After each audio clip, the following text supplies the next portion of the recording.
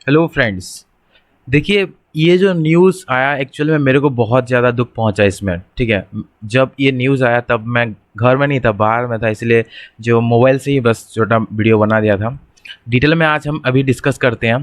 देखिए, ये जो मतलब एग्ज़ाम कैंसिल हुआ बहुत ज़्यादा ख़राब है। क्यों क्या ख़राब है? देखिए, एक तो आप सबका कमेंट्स में मैं पढ़ रहा था उतना देर से।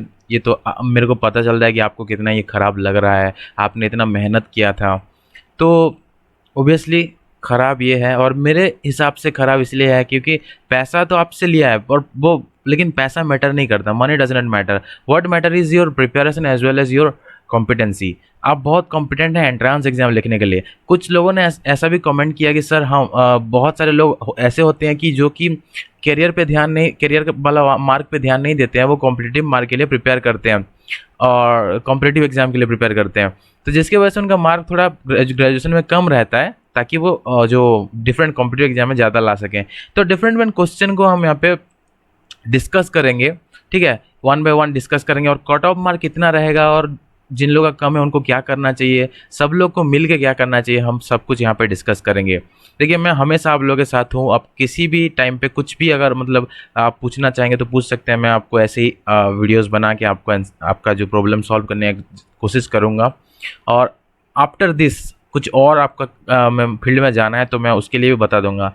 मेरे बारे में मैं आपको कुछ कुछ दिन बाद बता दूंगा। जब 1000 सब्सक्राइबर हो जाएंगे तो मैं अपने बारे में कुछ क्वेश्चन मतलब जो आपका क्वेरीज है मैं बता दूंगा। मैं कहाँ से पढ़ा हूँ, कहाँ कहाँ मेरा क्वालिफाई हुआ था, कहाँ वो सब मैं बता दूंगा आपको।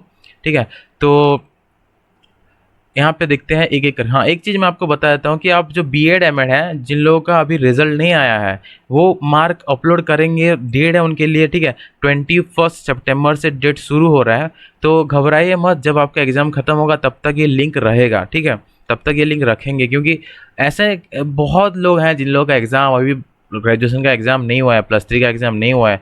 तो विदाउट एग्ज़ाम उनके पास तो मार्कशीट आएगा नहीं। जैसे कि देखिए, यहाँ पे बहुत लोगों ने बोला है कि सर ग्रेजुएशन का फाइनल ईयर का एग्ज़ाम नहीं हुआ अभी तक, तो वो क्या करेंगे? तो ऐसे बहुत सारे लोगों को मतलब कमेंट है, वो क्या करेंगे? तो आपको कुछ दिन वेट करना है। जब तक आपका मार्क ना आ जाए तब तक यहाँ पे कैसे आप अपलोड कर सकते हैं? तो वेट करना है। और एक चीज़ आप कर सकते हैं, आप लोग कि फ़ोन करके यहाँ पे बोल सकते हैं या फिर आप ट्वीट वगैरह कर सकते हैं। ठीक है, ट्वीट करने के लिए 1-2 दिन रुक जाइए। यहाँ पे कुछ अपडेशन होता है, हम देखते हैं। फिर डेट है, अभी घबराने का कोई ज़रूरत नहीं है क्योंकि डेट अभी बहुत ज़्यादा है। 21 से शुरू होगा तो मिनिमम तो आपका जो 10 दिन तक तो रहेगा मिनिमम। ठीक है, तो तब तक देखते हैं आपका एग्ज़ाम होता है कि नहीं। अगर जिनका एग्ज़ाम होने का कोई नोटिस अभी तक आया नहीं है कब एग्ज़ाम होगा +3 का, तो अगर नहीं है तो फिर आप यहाँ पे कंप्लेन वगैरह कर सकते हैं। तो उसके बारे में हम लोग बाद में देखेंगे। यहाँ पे देखते हैं कि क्या क्या आपका कमेंट्स है और जो कटअप क्या रहेगा उसको डिस्कस करेंगे। पहले आपका कमेंट हम ले लेते हैं। ठीक है, यहाँ पे देखिए ये राइट नहीं है, सही में ये मेरे को भी बहुत बुरा लग रहा है क्योंकि देखिए मैं अपना परसेंटेज आपको बोल देता हूँ। दोस्तों, मेरा जो परसेंटेज है 12th में, ठीक है, मैं 10th में 91% है, सबको मैं बता देता हूँ। और 12th में मेरा 74%, सिर्फ 74% मेरा 12 था। तो एंट्रांस था इसीलिए मेरा सिलेक्शन हुआ। मैं ये एग्री करता हूँ, अगर एंट्रांस एग्ज़ाम नहीं होता तो मेरा सिलेक्शन आरआई में कभी भी नहीं होता क्योंकि बहुत ज़्यादा परसेंटेज मेरे से दूसरे लाए थे। लेकिन क्योंकि मेरा एंट्रांस में एंट्रांस में मार्क बहुत अच्छा था तो ओबीसी कैटेगरी में मेरा रैंक 1 आया था। ठीक है, तो और जनरल रैंक भी 6 आया था। तो मैं किसी भी हाल में सिलेक्टेड हो गया था, जनरल हो या ओबीसी हो, सिलेक्टेड हो गया था। ठीक है, और क्यों हुआ था? बिकॉज ऑफ माई एंट्रांस वाला मार्क। ठीक है, तो ये एक चीज़ है। उसके बाद हम देखते हैं यहाँ पे 60% इन्होंने लाया है 12th क्लास में, 60% है उनका। तो बीए बीएड में उनका एडमिशन हो सकता है क्या? देखिए, यहाँ पे अगेन ये डिपेंड करता है कि आप कहाँ से, किस स्टेट से बिलोंग करते हैं।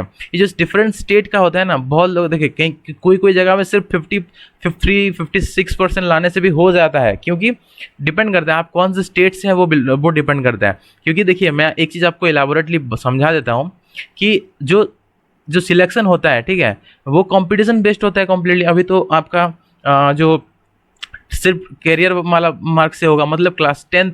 बहुत लोगों ने ये भी पूछा कि 10th का कैलकुलेट किया जाता है क्या? ओबियसली इस बार 10th का भी कैलकुलेट करेंगे। 10th + 12 जो इंटीग्रेटेड बीएड के लिए डाल रहे हैं, 10th + 12 का मार्क आपका कैलकुलेट होगा। ठीक है, जितना मार्क आपका रहेगा उसी बेसिस से आपका यहाँ पे सिलेक्शन होगा। तो डिफरेंट डिफरेंट स्टेट के लिए डिफरेंट डिफरेंट कट ऑफ रहेगा। ऐसा मत समझिए कि सारे के सारे स्टेट के लिए एक ही कट ऑफ रहेगा, सारे के सारे आरआईज के लिए अलग अलग कट ऑफ रहता है, ठीक है। जैसे कि मैं यहाँ पे आरआई भुवनेश्वर का बात करता हूँ, आरआई भुवनेश्वर का अगर बात करेंगे तो उड़ीसा का कट ऑफ सबसे ज़्यादा रहता है, ठीक है। उड़ीसा का कट ऑफ सबसे ज़्यादा यहाँ पे रहता है। उड़ीसा का आपका 90 से लेकर 95% तक कट ऑफ रह सकता है, क्योंकि कंपटीशन बहुत ज़्यादा है उड़ीसा में। और उड़ीसा में सीट जो है 14 है, ये चीज़ आपको याद रखना है। हर जगह पे अलग अलग सीट होता है, ठीक है। ये सीट स्ट्रक्चर क्या होता है मैं एलाबोरेटली आपको समझा दूंगा कहाँ पे कितना स्ट्रक्चर होता है। फिर भी मैं आपको ऐसे बोल देता हूँ यहाँ पे दिखा के कि यहाँ पे आप देख सकते हैं ये सब यूटीज़ वगैरह से आते हैं, ठीक है। इन सब यूटीज़ में एक दो ऐसे सीट रहता है, इन सब यूटीज़ का मिला के शायद 13 सीट रहता है शायद, ठीक है। तो कहीं पे दो ऐसे रहता है, कहीं पे अगर यहाँ से नहीं आए तो यहाँ पे दे देते हैं। मान लीजिए अरुणाचल प्रदेश से कोई नहीं आया, सिक्किम से कोई नहीं आया, तो मान लीजिए टोटल 13 सीट है, तो ये यहाँ पे डिवाइड कर देंगे, ठीक है। और सब आते हैं तो सबका इक्वल डिवीजन होगा, 1 2 3 4 करके होगा, ठीक है। उड़ीसा में 14 सीट होता है, उड़ीसा में 14 होता है, ठीक है। मैं आपको डिटेल में समझा देता हूँ। उड़ीसा में 14 सीट है, बिहार में भी वैसे ही 14 या कुछ होता है। उसके बाद आपका जो बंगाल में 13 समथिंग होता है, 13 या 14। झारखंड से कुछ होता है 10 या समथिंग, ऐसे डिफरेंट डिपेंड करके 50 सीट होता है डिफरेंट डिफरेंट स्ट्रीम में। बीएससी बीएड सीबीजेड के लिए डाल रहे हैं, पीसीएम के लिए डाल रहे हैं, तो उसमें 50 सीट है जो ऐसे डिवाइड होता है, ठीक है। हर स्ट्रीम का मैं आपको अभी धीरे धीरे करके बताता हूँ। मान लीजिए आप बीएससी बीएड, पहले इंटीग्रेटेड का बोल देता हूँ, फिर हम लोग चलेंगे बीएड और एमएड की तरफ। तो इंटीग्रेटेड का बताता हूँ। मान लीजिए आपने बीएससी बीएड सीबीजेड में आपने डाला है, बीएससी बीएड सीबीजेड में आपने डाला है, ठीक है। कितना सीट है यहाँ पे बीएससी बीएड सीबीजेड में? बीएससी बीएड सीबीजेड में आपका है 50 सीट। 50 सीट में से मान लीजिए पहले उड़ीसा का यहाँ पे एडमिशन होता है, मान लीजिए, ठीक है। उड़ीसा का 14 सीट होता है। तो ये जो 14 सीट में जो टॉप रैंकर होंगे, क्योंकि कैरियर मार्क से होगा, तो जो टॉप रैंकर होंगे +2 और 10 दोनों का मिलाएंगे, 10th और +2 दोनों का मार्क यहाँ पे मिला के जो टॉप रैंकर होंगे, जिनका परसेंटेज ऑफ मार्क ज़्यादा होगा कैरियर वाला, उनको 1 2 3 4 करके उनका रैंकिंग आएगा। वो भी जनरल का अलग होगा, ओबीसी का अलग होगा, SC STs का अलग होगा। उड़ीसा का जब कंप्लीट हो जाएगा फिर नेक्स्ट आपको लिस्ट में देखने के लिए मिलेगा वेस्ट बंगाल। वेस्ट बंगाल का भी वैसे मेरे को एग्जैक्टली नहीं पता, लेकिन 13 या फिर 14 होता है, ठीक है।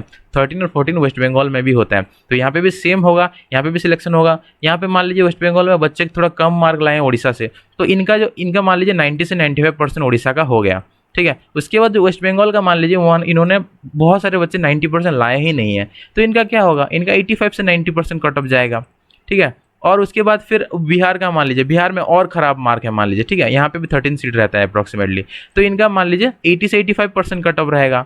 तो ये तो मैं आपको बता सकता हूँ कि 90% अराउंड सबका कट ऑफ रहने वाला है, क्योंकि इस बार भर भर के मार्क मिला है, ठीक है। इस बार जो +2 का एग्जाम हुआ है, 10th वाला भी बहुत ज़्यादा मार्क मिला है। तो दोनों काउंट करेंगे तो जो 12th में ज़्यादा तो लाए होंगे, 10th में भी जिनका ज़्यादा परसेंटेज होगा उनका सिलेक्शन होने का चांसेस ज़्यादा है। ऐसे ही डिफरेंट डिफरेंट आरआईज का, अगर आप आरआई मैसूर का बात करेंगे, आरआई अजमेर का बात करेंगे, आरआई भोपाल का भी बात करेंगे, तो जो डिफरेंट डिफरेंट स्टेट्स और यूनियन टेरिटरी वहाँ पे आते हैं, उनका एक सीट का जो डिस्ट्रीब्यूशन होता है, मैं अभी मेरे को वो नहीं मिला है, मैं आपको वो बता दूंगा।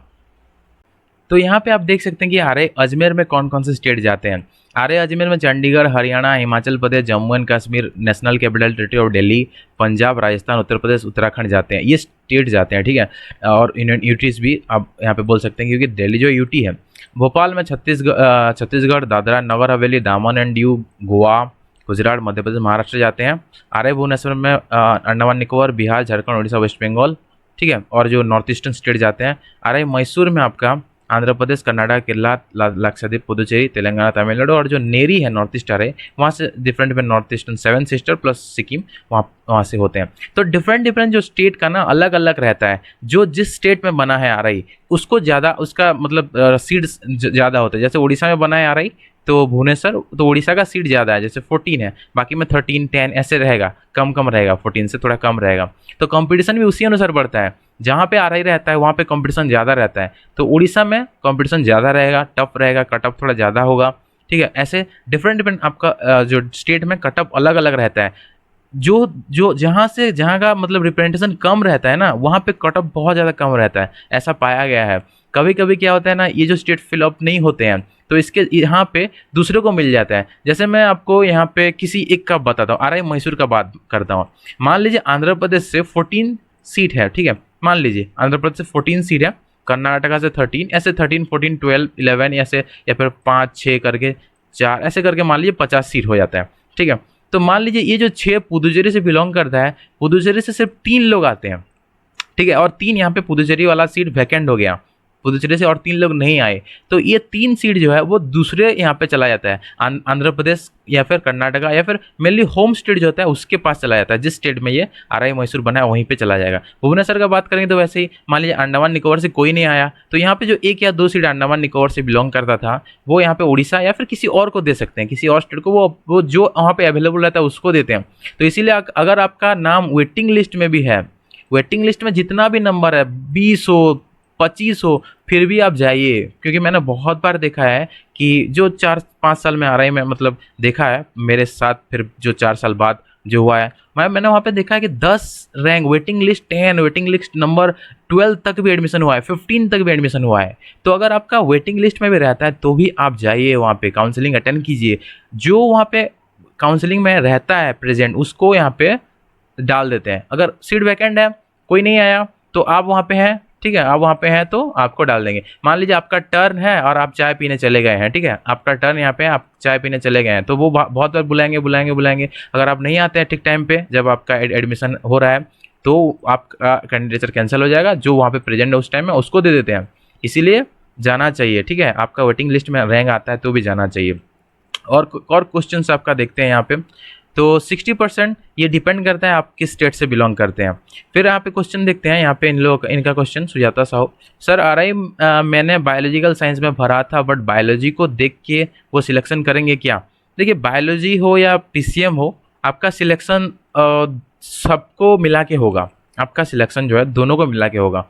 बायोलॉजिकल साइंस में पर्टिकुलरली अगर पीसीबी को काउंट करेंगे तो इसमें क्या काउंट करते हैं, देखिए बायोलॉजिकल साइंस में अगर आपका पीसीबी को काउंट करेंगे तो फिजिकल साइंस मतलब पीसीएम, जब ये सीबीजेड का बात कर रहे हैं, तो आप अगर बीएससी बीएड सीबीजेड का डाल रहे हैं तो पीसीबी काउंट करते हैं, और अगर आप बीएससी बीएड पीसीएम का डाल रहे हैं तो वहाँ पे आपका पीसीएम काउंट किया जाएगा। पीसीएम पीसीबी क्या है? फिजिक्स केमिस्ट्री मैथ पीसीएम में काउंट करेंगे अगर बीएससी बीएड पीसीएम आप डालते हैं, और अगर बीएससी बीएड सीबीजेड डालते हैं आपका फिजिक्स केमिस्ट्री और बायोलॉजी से काउंट होता है, प्लस 10th का मार्क काउंट होगा, दोनों में प्लस 10 का मार्क काउंट होगा, ठीक है। बीए बीएड डालते हैं तो 10th प्लस आपका नॉर्मल जो ओवरऑल मार्क होगा वो काउंट होगा, 10th प्लस आपका जो 12th का पूरा मार्क आपका काउंट होता है बीए बीएड में, ठीक है। बीए बीएड में दोनों को पूरा ओवरऑल काउंट करते हैं। पीसीएम सीबीजेड में रेस्पेक्टिव सब्जेक्ट, पीसीएम में physics chemistry math plus 10th, CBZ में फिजिक्स केमिस्ट्री बायोलॉजी प्लस 10 से मार्क काउंट होता है। तो ये आपका क्लियर हो गया। अब नेक्स्ट क्वेश्चन की तरफ चलते हैं। यहाँ पे नेक्स्ट क्वेश्चन यहाँ पे है, हाँ, फिर से आपको मार्क सबमिट करना पड़ेगा जो +3 वाले हैं उनको, ठीक है। और इंटीग्रेटेड का तो यहाँ पे नहीं बोला है, आप यहाँ पे क्लियरली देख सकते हैं यहाँ पे कि और is that, wait a minute, यहाँ पे देखिए, यहाँ पे सिर्फ बीएड एमएड बोला है, तो जो इंटीग्रेटेड वाले हैं उनको फिर से मार्क अपडेट नहीं करना है, क्योंकि आप ऑलरेडी कर चुके हैं, दोबारा करने का कोई ज़रूरत नहीं है, ठीक है। नेक्स्ट यहाँ पे देखिए, हाँ 92% किसी का है, ठीक है। मेरे उमाकांत बोल रहे हैं, सर मेरे बेटे का, उमाकांत जी बोल रहे हैं मेरे बेटे का 92% है, 12th में वो फिजिक्स में 94, 93, 98 लाए हैं। भोपाल में बीएससी बीएड में मेरा हो जाएगा, मैं मध्य प्रदेश से हूँ, यहाँ जनरल के लिए 4 सीट है, या तो हो सकता है। देखिए उमाकांत जी, जैसे मैंने आपको बोला कि यहाँ पे कि डिपेंड करता है कि आप किस स्टेट से बिलोंग करते हैं और वहाँ पे कंपटीशन कितना है, उस साल 12th में कितने बच्चे कितने मार्क लाए हैं। अगर मान लीजिए 12th में उसी साल इसी साल मान लीजिए कि सब ने 95 प्लस, बहुत सारे बच्चे 95 प्लस लाए हैं और उन सब ने आरआई डाला है, तो ऑब्वियसली 95 प्लस का ही लेंगे। 90 प्लस लाए हैं मान लीजिए, तो कम खराब रिजल्ट है तो खराब रिजल्ट है तो मिलने का चांस है। 90 प्लस लाए हैं तो बहुत सारे बच्चे 90 प्लस लाए तो उनका सिलेक्शन होगा अगर वो आरआई में डाले हैं। तो यहाँ पे 92% आप बोल रहे हैं, और उसमें किस में डाले हैं, पीसीएम में डाले होंगे वो शायद, ठीक है। तो उनका सिलेक्शन मेरे हिसाब से हो जाएगा, 92% में उनका सिलेक्शन मेरे हिसाब से हो जाएगा। 4 सीट होता है, लेकिन जनरल है ना, जनरल में 4 सीट कोई बात नहीं, हो जाएगा मेरे हिसाब से, ठीक है, मोस्ट प्रॉब्ली। यहाँ पे इनका क्वेश्चन है, रेवेंसा में कैसे एडमिशन करें, ठीक है। ये मैं आपको बता दूंगा कि आप रेवेंसा में कैसे एडमिशन करेंगे, इसको मैं अलग वीडियो में बता दूंगा। फिर यहाँ पे है कि ये ख़राब है, ऑब्वियसली ये ख़राब है कि डिपेंड तो एग्ज़ाम के ऊपर सब लोग कर रहे थे। फिर 10th के मार्क के अनुसार भी लेंगे क्या? यस, 10th का मार्क के अनुसार भी सिलेक्शन होगा, मैंने जैसे आपको समझाया। यहाँ पे इनका क्वेश्चन है, I am from Orissa as you know that my graduation exam have not conducted yet, how we will update our mark?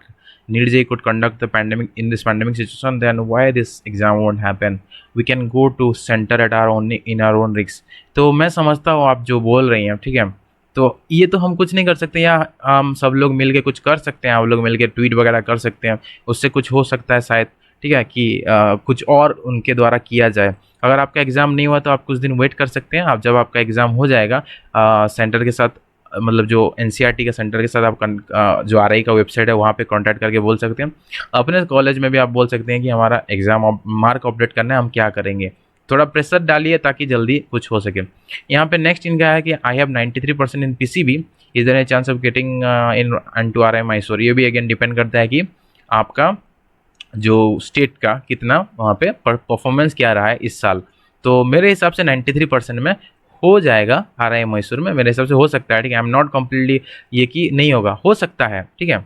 Next आपका इनका है कि कंप्लेन करेंगे तो कोई फ़ायदा नहीं है, 30 सितंबर तक सारे एडमिशन हो जाएंगे। एडमिशन 30 सितंबर तक नहीं होगा, ठीक है, एडमिशन 30 सितंबर तक नहीं होगा क्योंकि 21 सितंबर से शुरू है, तो मिनिमम 10 दिन तक तो आपका जो मार्क अपडेशन का टाइम रहेगा। उसके बाद कुछ वहाँ पे रिजल्ट उसके कुछ दिन बाद, जब आप मार्क अपडेशन खत्म हो जाएगा तो उसका एक हफ्ता बाद, मतलब अक्टूबर सेकेंड वीक तक आपका लिस्ट जो है वो आ सकता है, ठीक है। और सही बात है, आप जो सोच रहे हैं कि यहाँ पे करेंगे कि नहीं करेंगे, सही में टाइम वेस्ट तो है, करेंगे कि नहीं करेंगे, आप लोग खुद सोचिए। जो मेरे को आप सजेस्ट करेंगे उसके अनुसार मैं आगे स्टेप लेने का सोचूंगा। बीएड का क्या होगा? बीएड का भी सेम है, आपको मार्क वहाँ पर डालना है, ठीक है, मार्क डालना है और वैसे आपका सिलेक्शन होगा, ठीक है। वो भी किस बेसिस पे? ग्रेजुएशन के बेसिस पे। बीएड का बात कर लेते हैं, मैंने इंटीग्रेटेड का बात किया, बीएड का बात कर लेते हैं। बीएड का यहाँ पे जो ग्रेजुएशन का मार्क है, यहाँ पे 10th प्लस ग्रेजुएशन काउंट किया जाता है, 10th प्लस ग्रेजुएशन, +2 का मार्क नहीं काउंट करते किसमें? बीएड में, ठीक है। 10th प्लस ग्रेजुएशन का यहाँ पे काउंट करेंगे, तो यहाँ पे 10, तो 10th का मार्क है प्लस आपका जो +3 वाला मार्क, ठीक है, +3 वाला मार्क आपका काउंट करेंगे, 10 + 3, इसका मार्क आपका टोटल काउंट करके लिया जाएगा, ठीक है। आपका साइंस हो या आर्ट्स हो, 10 + 3, +2 का मार्क नहीं काउंट करते बीएड में, तो बीएड वाला भी आपका हो गया, ठीक है। और यहाँ पे और क्या क्या क्वेश्चन है? बीएड के लिए अप्लाई किया था, यूजी एग्जाम अभी हुआ नहीं है, तो अपडेट करेंगे जब आपका एग्जाम का रिजल्ट आ जाएगा, या फिर आप कुछ देर वेट कीजिए, कुछ दिन तक रहेगा। सब लोग के लिए ही बना है एग्ज़ाम, तो जब तक सब लोग वेट मतलब नहीं डाल पाएंगे, सबका एग्ज़ाम जब तक नहीं होगा तब तक ये नहीं हो, आगे नहीं बढ़ेगा। फिर भी आप अपने कॉलेज के साथ कांटेक्ट कीजिए और यहाँ पे सेंटर को भी एक बार इन्फॉर्म कर दीजिए, जो वेबसाइट में जो आपका हेल्पलाइन नंबर दिया है कि हमारा तो एग्ज़ाम हुआ नहीं है, हम अपडेट कैसे करेंगे, ठीक है। ये आप यहाँ पे है कि नेक्स्ट क्वेश्चन देखिए, 2 ईयर बीएड का मैंने बता दिया आपको। यहाँ पे नेक्स्ट क्वेश्चन देखिए, मैंने 2 ईयर बीएड के लिए अप्लाई किया था और ग्रेजुएशन का रिजल्ट अभी आया नहीं है दिल्ली यूनिवर्सिटी में। तो ये देखिए दिल्ली यूनिवर्सिटी का बात कर रहे हैं, वहाँ पे ही हुआ नहीं है +3 एग्जाम, तो बहुत दिन तक रहेगा। मेरे हिसाब से ये बहुत दिन तक चलेगा, ये जो आपका जो यहाँ पे जो विंडो है फॉर अपडेटिंग योर मार्क, ये बहुत दिन तक चलेगा। तो टाइम है आप लोगों के पास कुछ करने के लिए, तो सोच के आप कर सकते हैं। और उसके बाद यहाँ पे देखिए, ये ख़राब डिसीजन, ओबियसली ये ख़राब डिसीजन है बहुत, ठीक है। सब लोगों ने ये सब कमेंट किया, ये बोल रहे हैं कि पीआईएल डालेंगे, ये डिपेंड करता है अगेन, अगर बाकी सब लोग इनको सपोर्ट करते हैं तो देखिए सब लोग डिसाइड करके बाकी सब लोग यहाँ पे सपोर्ट कीजिए अगर आप चाहते हैं तो। सो ये बोल रहे हैं कि I am going to file PIL, either don't take any students और conduct exam, I have filed off from filled up from masters of science and just got 60% in NEET. तो टोटली तो ये अपने हिसाब से बोल रहे हैं कि पीआईएल डालेंगे, तो आप यहाँ पे बाकी सब सोचिए क्या आप करेंगे, ठीक है। तो यहाँ पे हम लोग इस वीडियो में इतना क्वेश्चन डिस्कस करते हैं, फिर जो भी आपका क्वेश्चन आएगा हम उन सबको डिस्कस करेंगे, ठीक है, ओके। और यहाँ पे एक है कि और एक वीडियो अपलोड कीजिए सब इन्फॉर्मेशन गैदर करके, and a lot of special thank from the corner of my heart for you for your special dedicated report. Thank you everyone. मैं देखिए जितना भी आपका आएगा उतना मैं हमेशा आपके लिए जितना भी मेरे तरफ से हो सके मैं हमेशा कोशिश करूँगा। फिर जो कटअप वगैरह मैंने आपको एक ब्रीफ आइडिया दे दिया है, एग्जैक्ट कटअप क्या रहेगा, और जो एक चार्ट मैंने आपको बोला कि जो डिफरेंट इंस्टीट्यूट में कितने सीट रहते हैं, वो अभी तक मेरे को मिला नहीं है। तो वो जो मेरे को जब मिल जाएगा तो मैं आपको एक सीट में पूरा बता दूंगा, एग्जैक्ट इन्फॉर्मेशन मैं आपको बता दूंगा कितना कटअप रहेगा और किस स्टेट में कितना सीट रहता है, ठीक है। तो मिलते हैं फिर अगले वीडियो पे। Thank you. लेकिन तब तक के लिए स्ट्रेस मत होइए, पैनिक मत होइए, सोच समझ के काम लीजिए, दुखी होने का कोई ज़रूरत नहीं है, हम हमेशा आप लोगों के साथ हैं। Thank you.